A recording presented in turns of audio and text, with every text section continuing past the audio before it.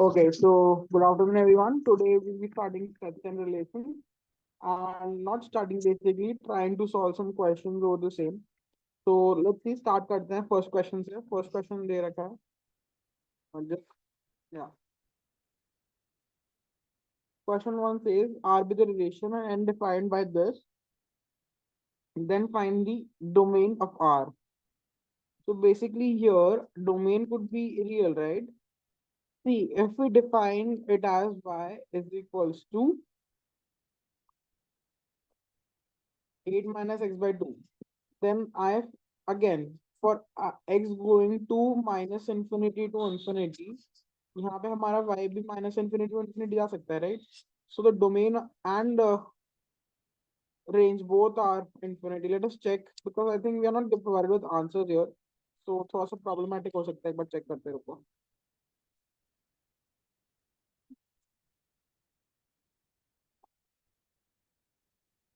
What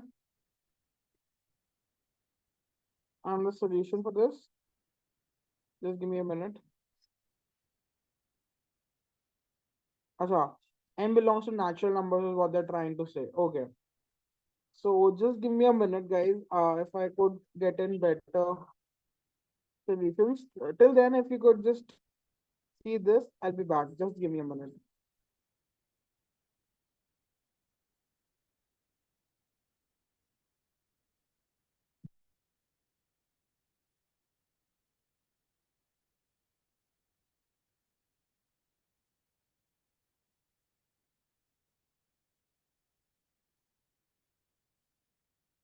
Okay.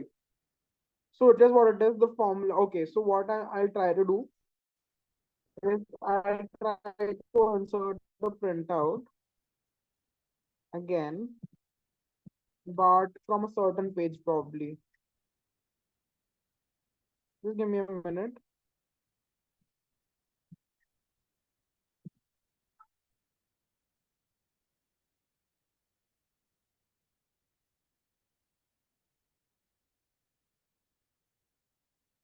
Okay. So till that time, वापस से देखते हैं question, what the question was basically. Okay. So I got the printout again. But then what I could do is,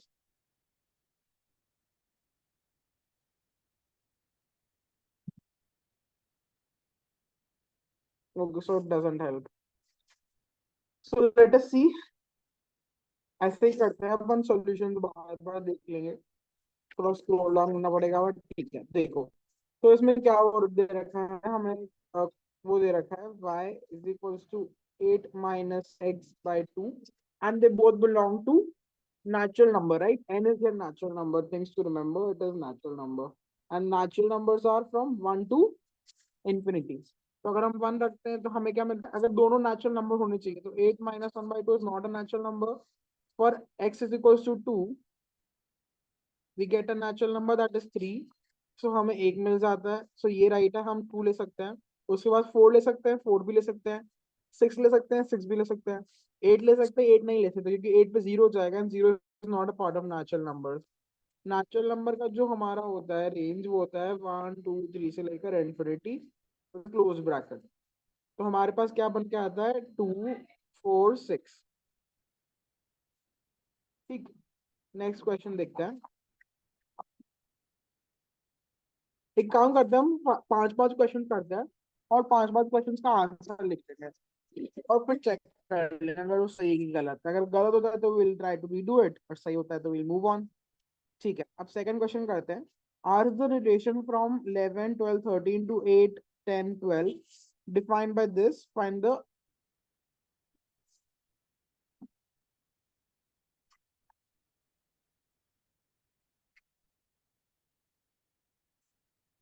inverse of this, right? तो पहली बात तो हम देखते हैं कि प्लॉटेबल है भी कि नहीं. 11 12 13.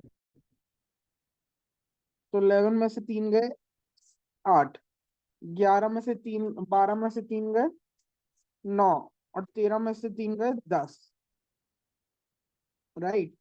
तो हमारे पास तो दो ही टर्म्स है, ये और ये, राइट? तो आई थिंक इसका हमें इनपुट सिर्फ 8 और 10 ले सकते हैं हम। तो हमारा x क्या हो जाएगा, x हो जाएगा y+3।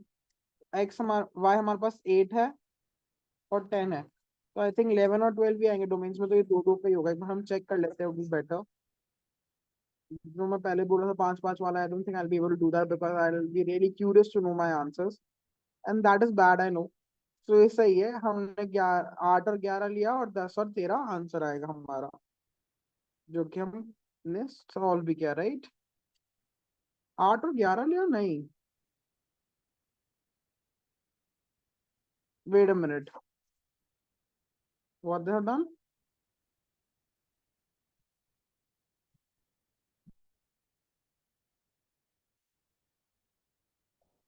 8, 11, yeah, so input is, so they what they've done is they've taken this as the relation. So yes, you're right, we're completely right. We took at 8 and 10 as our input and gave the range as 11 and 13. So we were right. This is also we are done with. Next question देखते हैं।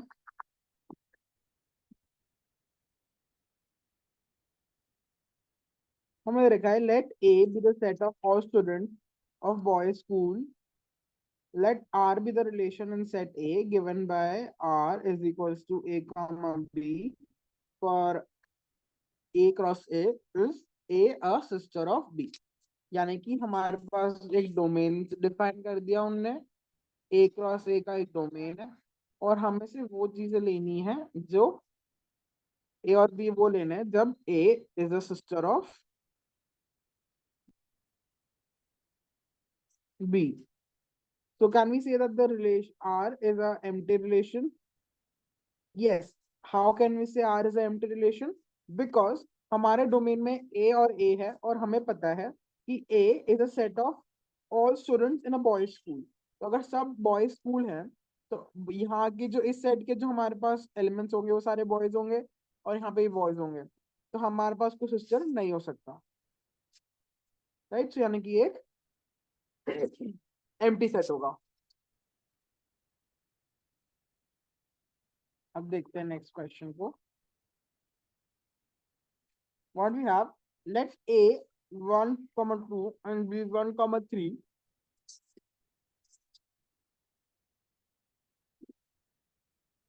and R be a relation from set A to set B defined as R is equals to 1, 1, 1, 3, 2, 1 and 2, 3. Is R a universal relation? So let us see इसका solution क्या है, because of the theory part I'm really not good with my theories, guys. So please don't mind it. Let us see the solution क्या है।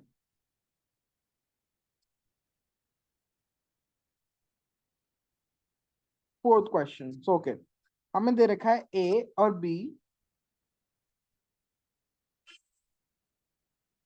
ठीक, और हमें क्या करना है, relation दे पाए हैं। So A is every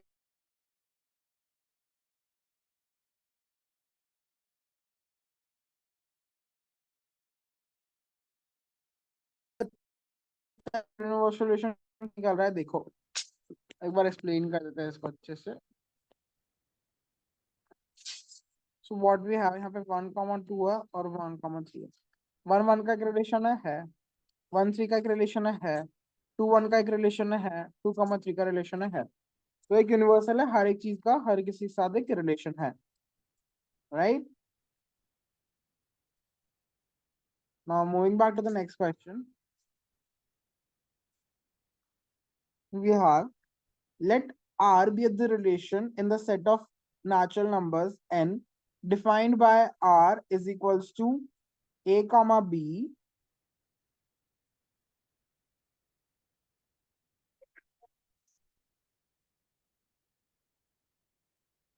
Okay, so let me read it again. Let R be the relation in the set of natural numbers n defined by R is equals to this is reflexive. तो पहली बात तो reflexive का मतलब क्या होता है कि अगर A और B एग्जिस्ट करते हैं तो B और A भी एग्जिस्ट करना चाहिए, जो कि पॉसिबल नहीं है, क्योंकि हमें पता है A is less than B। तो किसी भी केस में हमें एक B लेस देन A नहीं मिलेगा, राइट। वो अपोजिट रिलेशन हो जाएगा ना, तो ये रिफ्लेक्सिव नहीं है। रिफ्लेक्सिव की डेफिनेशन क्या होती है कि अगर रिलेशन में ये एग्जिस्ट करता है तो ये भी एग्जिस्ट करना चाहिए, बट जो कि इस केस में ट्रू नहीं है. Let A be a non-empty set and P of A be the power set of A. A relation R defined on R of A by X relation Y is equals to, I'm not getting what they're trying to say. So let us leave this for right now because a bit of theory part. Let us do the next question. We'll circle back to this later on. थोड़ा सा ज्यादा theoretical है. अब तो देखते हैं power set का भी प्रॉब्लम है और सिंबल्स भी क्या है. We'll read it through. Wait करते हैं इसका थोड़ा. Let A be equal to ABC. Okay, we know that. And R is a relation in A given by R is equals to A comma A comma B, A comma C, B comma A, C comma C. Is R symmetric? Explain. तो symmetric का मतलब क्या होता है कि जो exist कर रहे हैं, एक बार हम देख लेते हैं 7th और 6th, not just bluff my definition. So let us check out 6th and 7th solution. But देख लेते हैं ना. we'll get a clear answer is the point. Okay, so P of A power set of A, X relation R का मतलब क्या है? X, this what is this intersection? X intersection Y, that is equals to X comma Y that belongs to the power set A. See, I'm not getting what they're trying to do here, right? So please bear with me. I am not aware what is going on. So let's skip this for the time being. इसको आगे हम देखते हैं solve कर पा. Question देखते हैं. हमें दे रखा है एक सेट ए, एक सेट है जिसके एलिमेंट्स है ए बी सी और एक रिलेशन हमने डिफाइन कर दिया ऐसा है. तो हमें पता है ए इनवर्स कैसा होगा. ए इनवर्स होगा ऐसा. ठीक है. और हमें पता है R and R. Okay fine. तो सिमेट्रिक का हमें एक डेफिनेशन मिल जाता है कि आर और आर इनवर्स जब इक्वल होता है तो यानी कि वो एक सिमेट्रिक फंक्शन होता है. बट सिंस इस केस में आर एक आर इनवर्स सेम नहीं है, यानी कि वो एक सिमेट्रिक फंक्शन नहीं है. Okay, so we are done with the 7th one. 6th वाला अभी भी हमने स्किप कर रखा है. हमें दे रखा है given a relation R, yellow black, cat dog, red green. Find है कि क्या है? This is the wrong question for me. Just minute.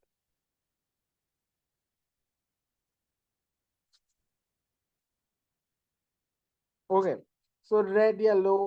Okay fine, we get it. So this तो वी गेट. तो क्वेश्चन गलत था, वहां पे व्हाइट नहीं होना चाहिए था. Simple.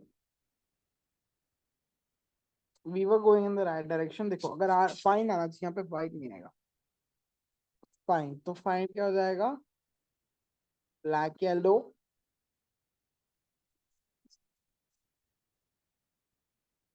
Dog cat,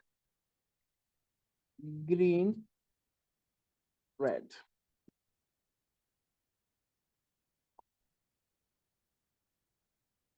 right. Next देखते हैं. Let A let A be a set of 1 to 1 3 5 and B of 9 and 11. Let R be a relation of A comma B such that A minus B is odd. Write the relation R. So very easy. देखो A minus B करके देख लेते हैं. A minus B 1 minus 9 कभी odd हो सकता है? नहीं. 1 minus 11 odd हो सकता है? नहीं. 3 minus 9 तो it's an empty set. 9th वाला क्या हो जाएगा? एक empty set. क्योंकि दो ऑड नंबर्स का कभी भी सब्ट्रैक्शन सही नहीं हो सकता. सो it is an empty relation. Next question देखते हैं.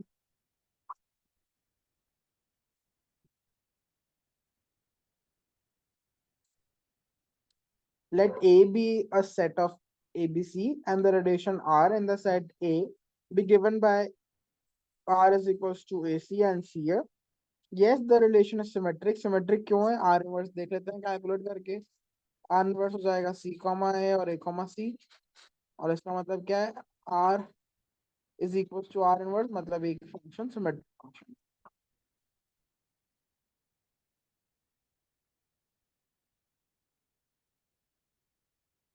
फंक्शंस के कुछ क्वेश्चंस पे आते हैं, अभी हमने सेट्स एंड रिलेशन पे कर दिया, फंक्शन पे करते हैं।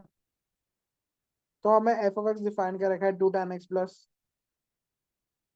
2 tan x upon 1 + tan² x, find pi by 4, F of pi by 4। काफी डायरेक्ट क्वेश्चन है। tan of pi by 4 upon 1 plus tan square pi by 4. So tan of pi by 4 is 1. So what I get is 2 by 2 and this becomes 1. So you get your answer. Next देखते हैं।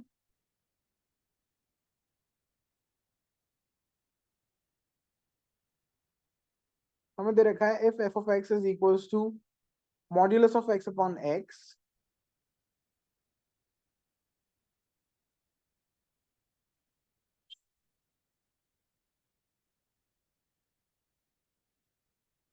then we have to prove that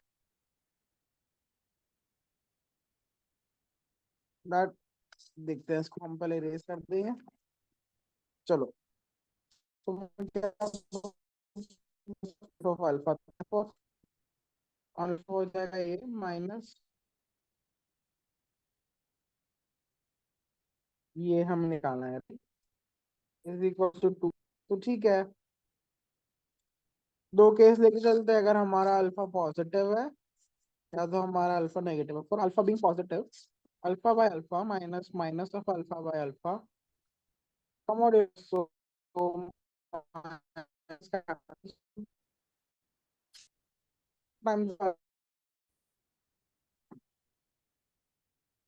right, not 2 times of alpha, this is equals to 2 guys, तो वहां पे 2 आना चाहिए, there is a typo there, तो वहां पे 2 आ जाएगा। so minus alpha is negative, sorry it is 0 guys, there is a problem in this question, I'll tell you what। देखो, तो यहाँ पे भी माइनस आएगा ना, तो यहाँ का माइनस तो माइनस कैंसिल हो जाएगा। Okay fine, let's avoid it right now. ठीक है, अब लेते हैं alpha negative alpha positive.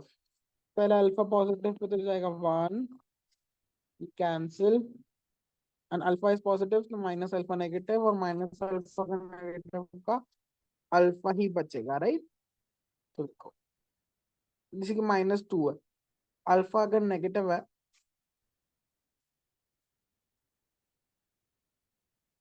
Sorry alpha भी पॉजिटिव है यानी कि 2 है, तो -2 का अल्फा, -2 का modulus is alpha only. So alpha by alpha is 1, negative negative cancel, तो आई एम लेफ्ट विथ, अब अगर अल्फा नेगेटिव है यानी कि -2 है, ठीक है, अल्फा की वैल्यू -2 ले लेते हैं, तो ये हो जाएगा minus of alpha alpha plus minus of alpha positive, तो यहाँ पे हो जाएगा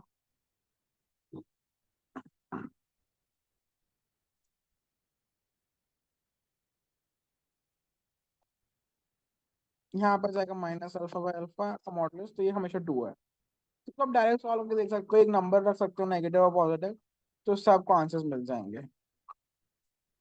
राइट। तो हमें इसके मिल गए इस केस में। नेक्स्ट क्वेश्चन देखते हैं। You can like try this question by yourself also, काफी आसान क्वेश्चन है ये, एक बार आप खुद से ट्राई करके देखिए।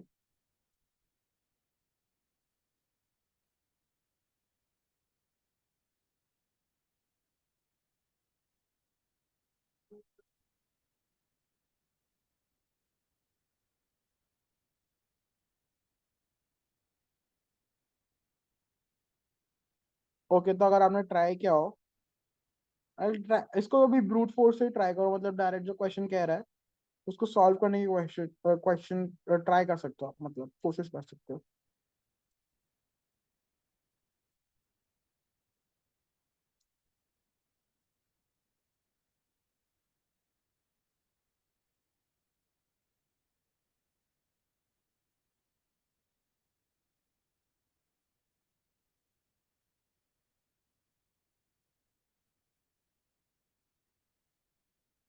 ओके तो चलो हम खुद सॉल्व करते हैं एक बार। हमें दिया है f of x is equals to log of 1 plus x by 1 minus x. So log of 2x plus is equals to 2 times of fx. तो इसको सॉल्व करने का सबसे आसान तरीका क्या होगा? क्या होगा क्या होगा क्या होगा?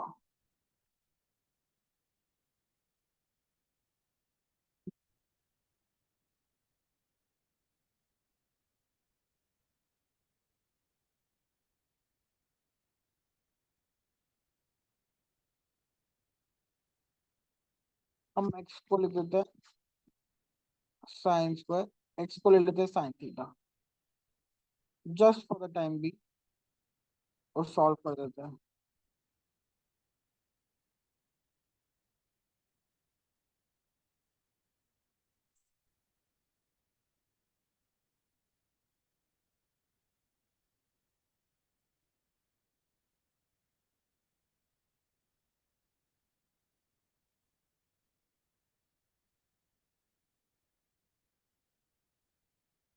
हाँ, इसको हम डायरेक्टली सॉल्व करें।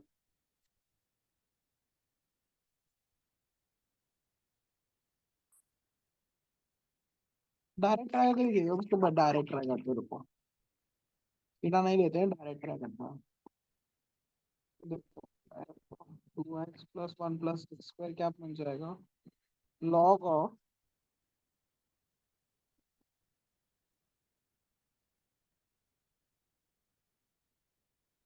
ये हो गया। अब इसको सॉल्व करना है।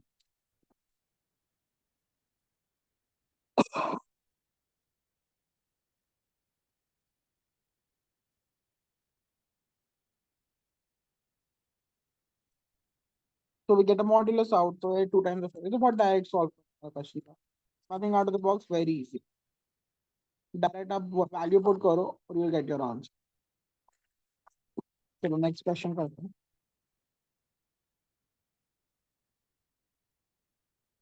नेक्स्ट क्वेश्चन है क्वेश्चन नंबर 4।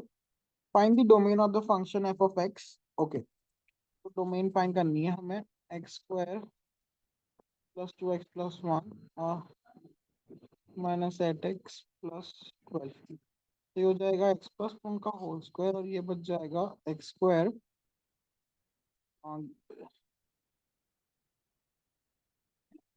ये बन जाएगा 8 x minus 6 x minus 2।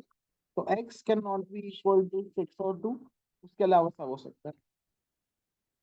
Very simple answer, right? 8 not equal to 6 comma 2, x belongs to real. ठीक है, चेक करना है एक बार।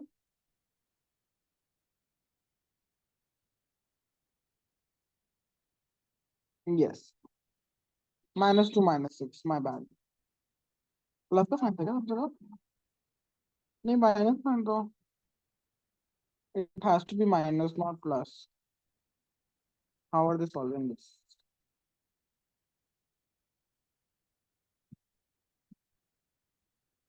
There is something wrong here, let us see. हम्म, यहाँ पर हमने प्लस ले लिया तब कि माइनस है ऊपर क्वेश्चन में, so it's fine.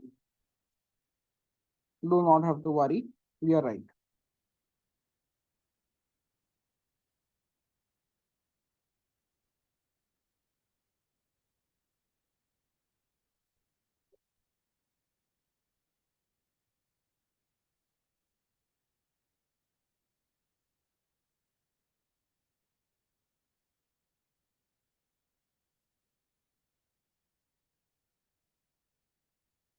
Okay, so next question for Zala, find the domain of the function this. So again, for domains, what we do, we have to know the property of the function.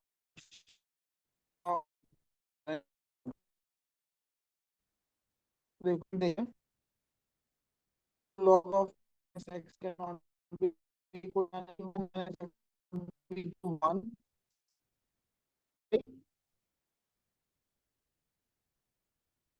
And then x cannot be equal to 0. One thing we got.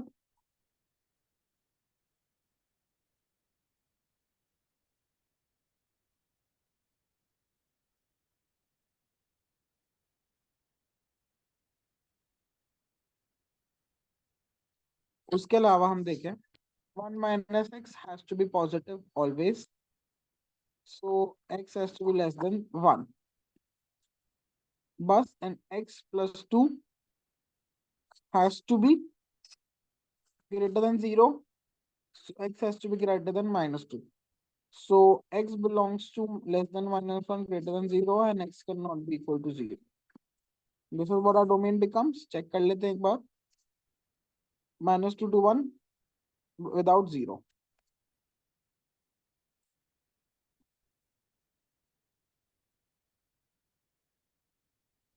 Yes, fifth answer right. -2 to 1 without 0.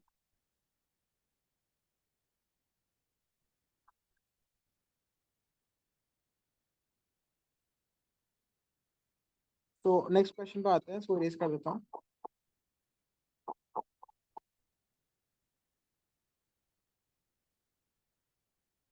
Find the range of this function.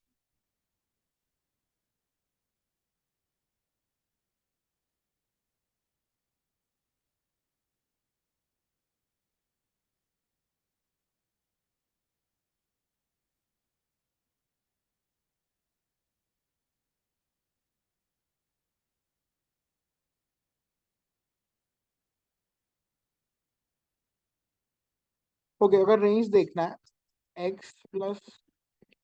x upon 1 plus x square का, तो इसको कैसे कर सकते हैं. देखो, the first thing that we can do here is we can just make a probable graph first of all. ठीक है.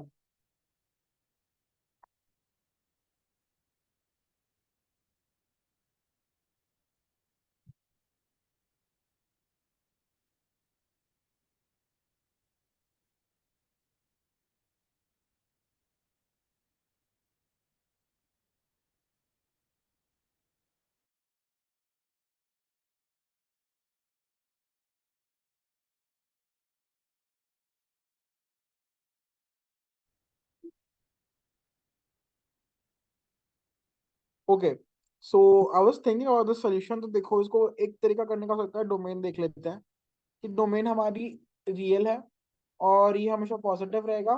नीचे वाला टर्म हमेशा पॉजिटिव है, तो ये पॉजिटिव टू नेगेटिव फ्लक्चुएट कर सकता है. बट सिंस नीचे हमारे पास एक बड़ी पावर की टर्म है, तो at infinity the function has to go zero. तो इस बार मैक्सिमम मिनिमम निकालने की कोशिश करते हैं, डिफरेंशिएट करते हैं. वाई डैश निकालते हैं. 1 plus x square x minus x 2x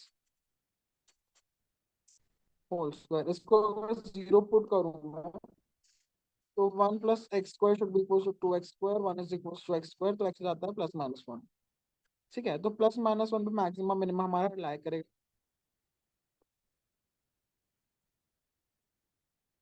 ठीक है, तो वैल्यू पुट के देखते हैं. 1/2 और -1/2. तो यानी कि हमारा ग्राफ कुछ ऐसा दिखता है. देखो,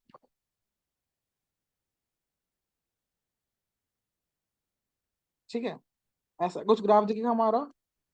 तो रेंज हमारी क्या हो जाएगी, 1/2 से लेकर -1/2, या -1/2 से लेकर 1/2. और क्लोज्ड रेंज होगी क्योंकि सारे पॉइंट्स हमें मिल रहे हैं. ठीक है, अब नेक्स्ट क्वेश्चन देखते हैं.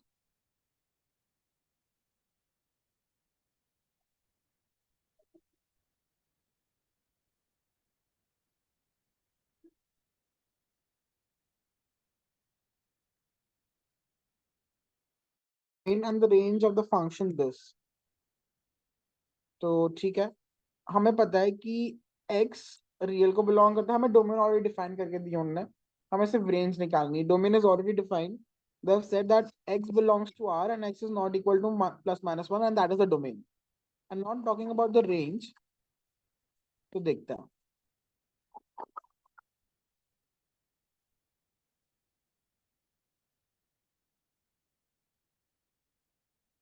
रेंज इसकी कैसी हो सकती है. देखो, the first way to go about it is कि +-1 पे तो इन्फिनिटी चले जाएगा, तो इसको सॉल्व नहीं कर सकते +-1 पे इन्फिनिटी से, राइट.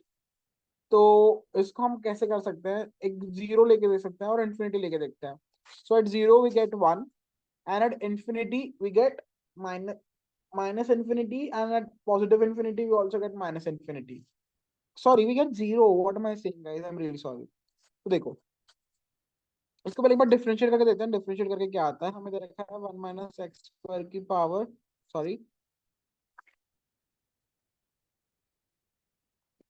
हमें दे रखा है one minus x square to the power minus one, and differentiating it would give me x square to the power minus two minus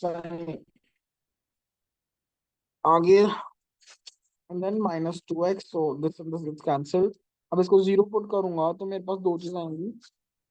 ये तो कभी जीरो नहीं हो सकता क्योंकि ये तो पॉजिटिव हो जाएगा. तो x जीरो पे हमारा एक इन्फ्लेक्शन पॉइंट मुझे दिखाई दे रहा है, या मैक्सिमम मिनिमा दिख रहा है. x is equal to zero पे हमारा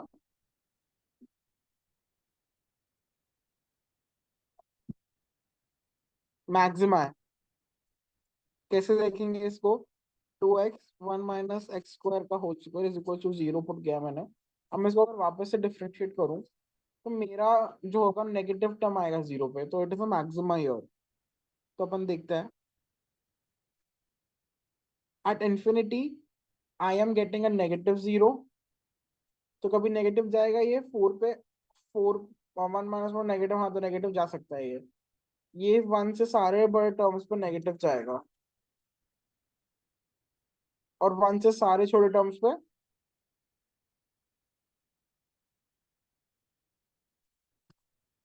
देखो, वन से माइनस वन पे it has to be positive, right, and zero पे एक मैक्सिमा है और वन पे इंफिनिटी है. तो वन से अगर छोटा टर्म रखूंगा, वन से थोड़ा सा छोटा, तो पॉजिटिव ही रहेगा आइटम और नंबर. तो इट्स अ पॉजिटिव इंफिनिटी, तो it's a minima guys, it's a minima. ये देखो, ऐसा कुछ केस है. ठीक है, वन पे मिनिमा है, उसके बाद वन से थोड़ा सा बढ़ेंगे तो नेगेटिव हो जाएगा, तो negative infinity, and at infinity I am going to zero. So इसका कुछ ग्राफ ऐसा बनेगा.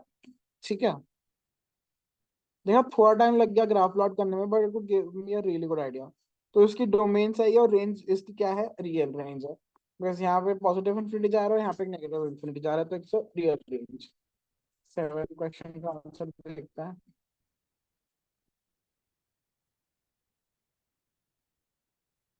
What, yeah it is a real range, but zero to one में कोई आंसर नहीं देगा. कैसे, या जीरो टू वन में आंसर नहीं देगा. क्यों नहीं देगा, सी वी फॉरगॉट, राइट. ये वाले टर्म्स तो आ ही नहीं रहे ना, ये वाला पार्ट तो आ ही नहीं रहा. तो जीरो टू वन देखा, इंफिनिटी इंफिनिटी चक्कर में हम देख सकते हो, मिस आउट कर सकते हो. जीरो टू वन नहीं आ रहा है, राइट. और वन पे क्लोज ब्रैकेट है because one we are getting. तो उसका बिल्कुल ध्यान रखना है अपन को. So we are done with seven question also.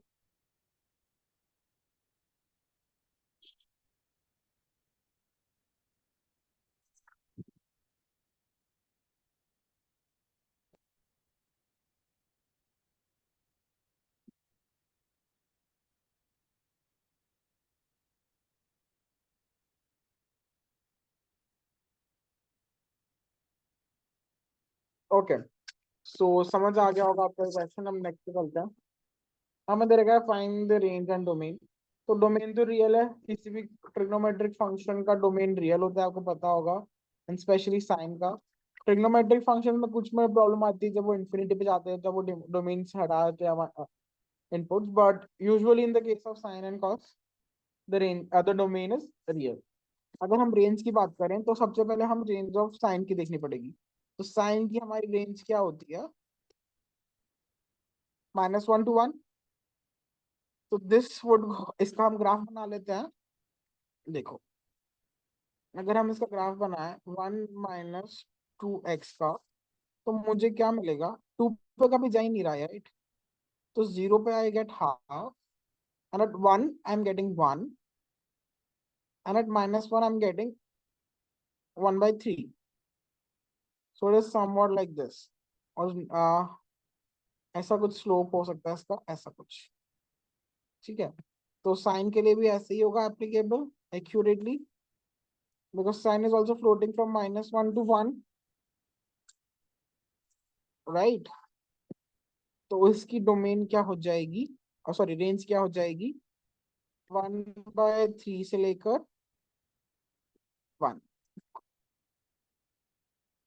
Okay, देखते हैं 8 का 1/3 से 1।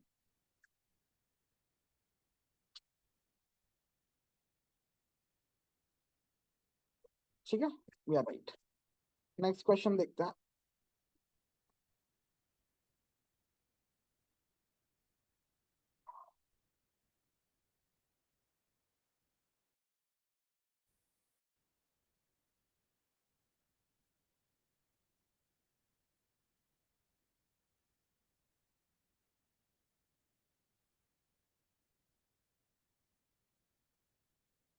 Okay, so moving to the next question we have, if the function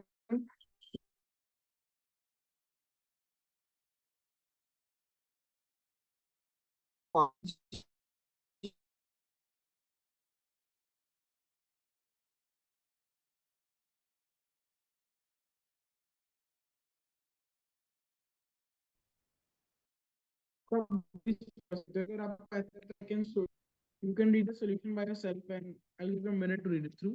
एक बार आप रीड कर लो सॉल्यूशन को, आपको अपना आप समझ जाएगा कि how easy is the solution.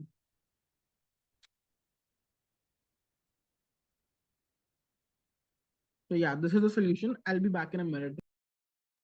आपको समझ जाएगा कि क्या है सॉल्यूशन।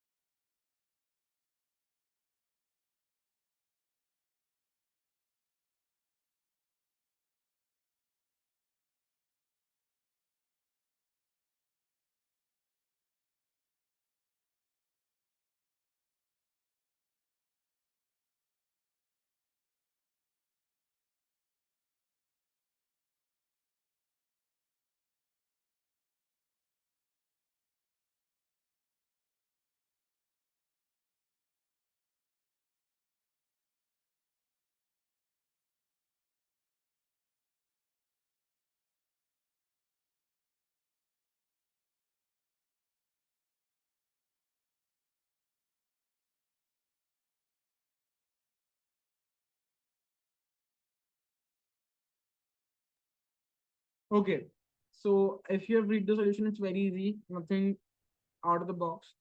तो अब नया क्वेश्चन देखते हैं। Yeah, question number 10। So we have, if the function is defined from f of x is equals to x and g is defined as modulus of x, then we have to find it। Again, it's a very similar question. I won't dwell much time into this। If you want, I can show the solution again। There's no point, but चलो एक बार देख लेते हैं कि कभी कुछ confusion, कुछ नया सीखने को मिल जाए।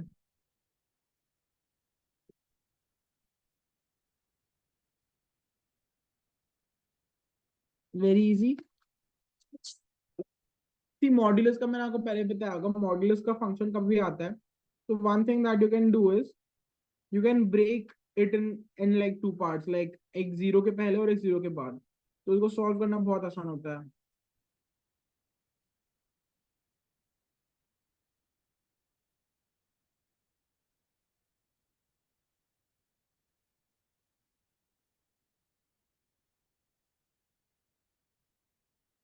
तो इसको आपने देखा कि कैसे कर रखा है, इट्स वेरी इजी। अगर देखो मॉडल्स में ये दे रखा होता है ना, तो आप ऐसा कर सकते हो कि इसको लिख सकते हो x for x positive and -x for x negative, इससे बहुत आसान हो जाता है।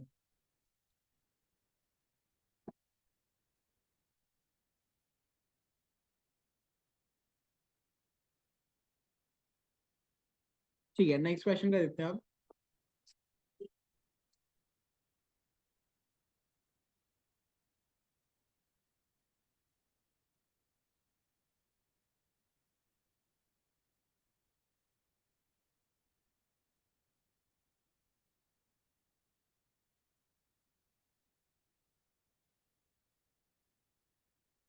ठीक है, तो हमारे पास दे रखा है that f be an exponential function and g be the logarithmic function defined by this, find this। देखो इसको सॉल्व करके देखते हैं। हमें दे रखा है, हमें निकालना है f of g of 1। f, so e of x plus ln x of 1. So e to the power 1 plus ln 1, and ln 1 goes to 0. So it is e to the power 1. Now e to the power x minus ln 1, this also gives me e, and e to also ln e to the power x ln x, this gives me 0. So e 0 is my answer then.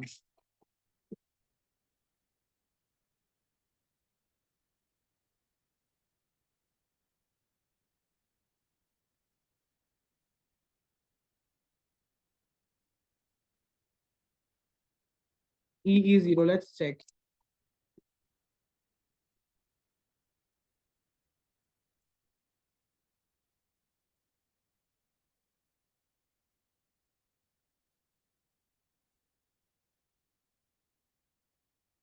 E 0, right? So अब next देखते हैं.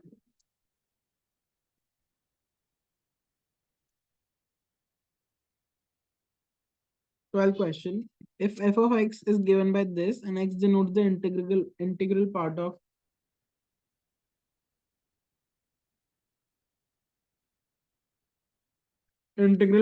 x, write the value of f of x or f of pi by 2. तो ये क्या है, integral part, यानी कि आपने पढ़ा होगा पहले. तो देखो, pi square is equal to 9 point something something, and उसका इंटीग्रल कितना हो जाता है 9. तो I am left with 9x. उसके बाद -9 का इंटीग्रल क्या हो जाएगा, ग्रेटेस्ट इंटीजर फंक्शन है कि सिर्फ इंटीजर पार्ट है.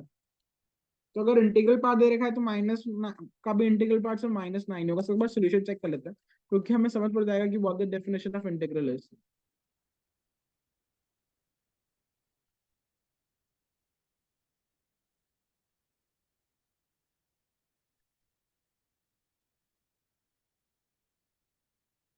Okay, so see there it is the greatest integer.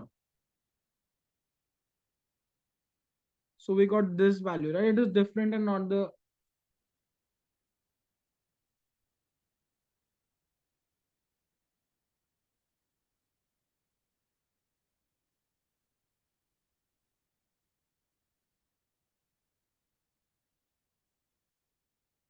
ठीक है, नेक्स्ट देखते हैं.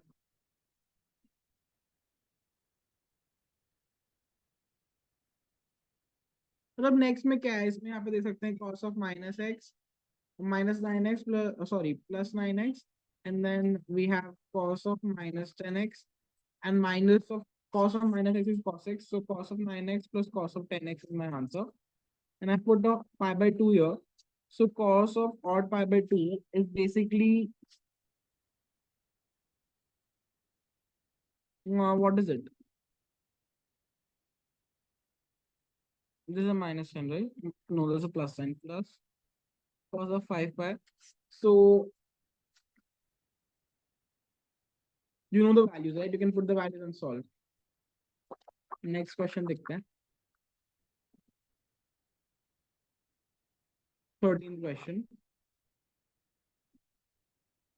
So this represents the fractional part function.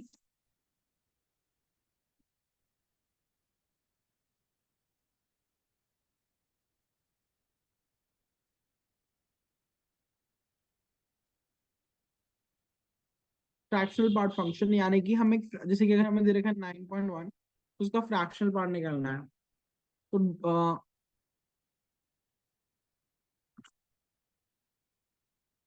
तो इसको सॉल्व कैसे कर सकते हैं.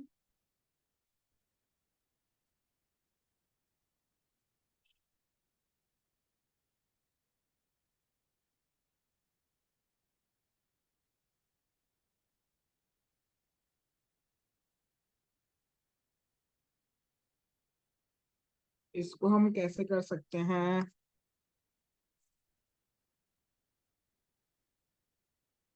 ये थोड़ा सा ऐसे क्वेश्चन है, इसको हम लीव कर सकते हैं. Parts question, so I don't want to get into parts, and इसके बहुत सारे टाइप्स कर रखे हैं ऑलरेडी. हम नेक्स्ट देखते हैं कुछ like solid questions, right. So what we have is, we can do the 23rd question. We have, हम एक फंक्शन डिफाइन किया है, real without the domain of 2, and it is going to real. Okay, और हमें definition दे दिया, हमें दूसरा function दे दिया है, और हमें निकालना है कि ये दोनों इक्वल है कि नहीं है। तो दे आर इक्वल, क्यों इक्वल है? क्योंकि हमें पता है इसकी वैल्यू यही है, but at two it is going to infinity, और जो कि ऑलरेडी डोमेन में नहीं है हमारे, तो ये इक्वालिटी सेटिस्फाई करती है यहाँ पे। ठीक है, इसका बहुत बेसिक सा आंसर है, आपको ऐसा लग रहा होगा कि कितना बेसिक है, बट सिंस अगर हमारे डोमेन में रियल डोमेन होती तो देन वुड हैव सेड कि the f of x is not equal to g, but since हमारे डोमेन में टू नहीं है, then f of x is equals to g.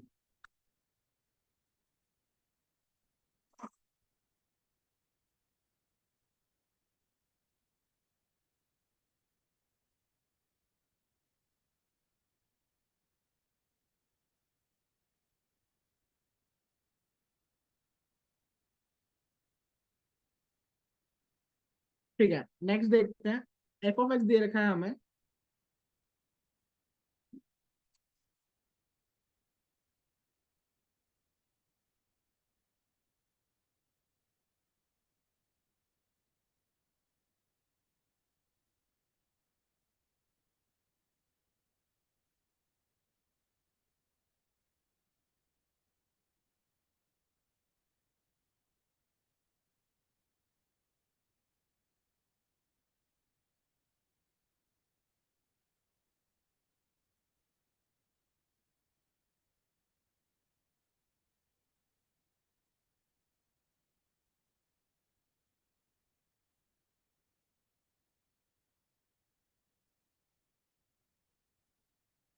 Okay so sorry for that, ये question हमने कर लिया। हम नेक्स्ट क्वेश्चन देखते हैं।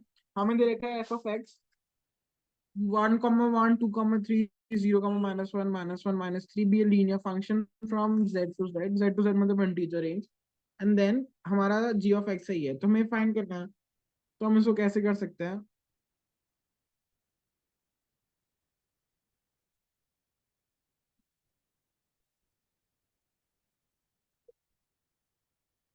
Basically what we are doing is we are adding integers here.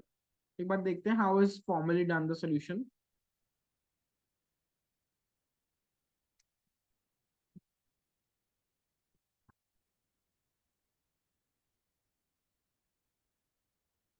Yes, तो ये हमारा सॉल्यूशन है। I don't know how they get with it. ये थोड़ा सा अजीब सॉल्यूशन है, इसको हम स्किप करते हैं अभी के लिए। यूजुअली ऐसे क्वेश्चंस नहीं आते हैं जेई मेंस में, राइट? This is more on the NCERT side, but since you are today focusing on JEE Mains, तो अभी थोड़े थ्योरेटिकल क्वेश्चंस हम स्किप करेंगे, more on the solving part. देखते हैं, ये हो गया। This we can do the last question. We can end the session by doing a bit of easy question. Find the domain of this function. So very easy. X square plus 3x plus 5. तो कोई domain का problem है ही नहीं. So it is the real domain without 4 and 5, 4 and 1. So very easy. Nothing out of the box. एक और question देखते हैं ये वाला. तो अगर हमें ये निकालना है, तो हम इसको कैसे कर सकते हैं? f of x plus 3 हमें दे रखा है x square minus 1. तो f of x plus 3 minus 3 क्या होगा?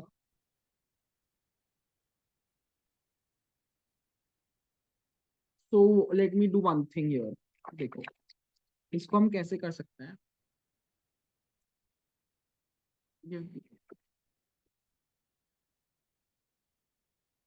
एक्स प्लस 3 का होल स्क्वायर, तो ये क्या बन जाएगा? X square plus 2x plus, sorry, plus 6x plus 9।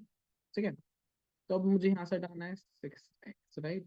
मैं -6x कर देता हूँ, और यहाँ पे +9 -9 कर देते हैं। नहीं, just give me a minute. तो पहले मैं यहाँ से -9 हटा देता हूँ, तो यहाँ का कांस्टेंट हट गया। उसके बाद एक 6x घटाना है, तो -6x -18, और अब इसको हटाने के लिए +18। तो मेरे पास क्या फंक्शन बन गया था? F of x plus three becomes x plus three का whole square -6 times x plus three plus 9। ठीक है, तो ये हमारा बन गया। तो हमारा एफ ऑफ एक्स कितना हो जाएगा, x square minus 6x plus 9, जो कि है एक्स माइनस 3 का होल स्क्वायर। ठीक, so with this question I think हम रैप अप कर सकते हैं सेशन फिर, क्योंकि नेक्स्ट सेशन का भी टाइम हो जाएगा आपके। सो let us and the session with this question. Thank you guys, next lecture में मिलते हैं, बाय।